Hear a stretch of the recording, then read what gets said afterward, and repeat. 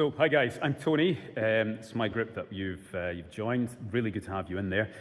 Basically, the point of the group is for you to ask me, a personal trainer who works in gyms all the time, about stuff to do with gym, nutrition, all of that. That's the purpose of the group, with the goal being for you to find it easier to exercise, easier to move, and just feel better in yourself.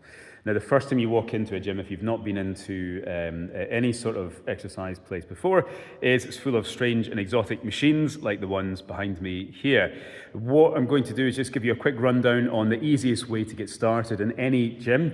Not all gyms have machines that look like this one here or that one there. They may look a little bit murdery, a little bit strange, but they are all for a different purpose. But I'm going to show you 2 or 3 quick things to do with the dumbbells that are over there. It's going to be the easiest way to get started. So these are the dumbbells. The longer ones are called barbells, if you've never used any of them before. In this gym, they go from 2 kilos over here to 50 at the far end over there. We'll leave them for just now, and not just because they're really heavy.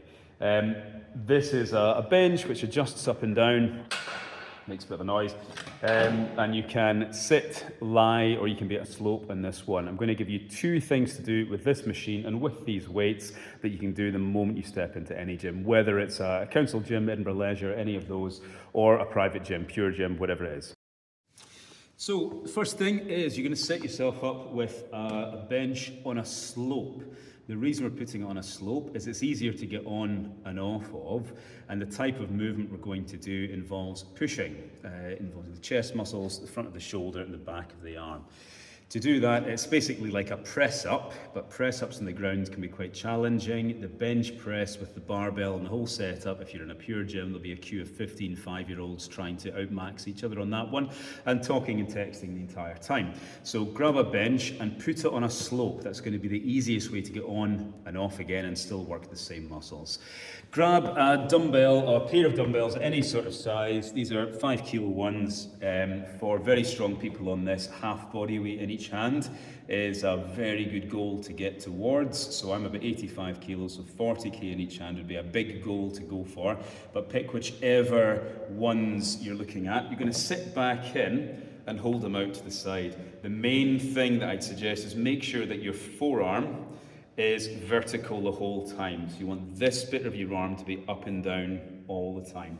Lean back in, pull it down, look up with your head back on the bench, and then you're going to push up straight towards the roof, and the dumbbells can touch together a little bit. Just a bit of gentle contact there is fine, and then bring them down and wide again. So you want wide at the bottom, narrow at the top, wide at the bottom, narrow at the top. And this should feel balanced, it should feel smooth, and after a few reps it will get more balanced and more smooth.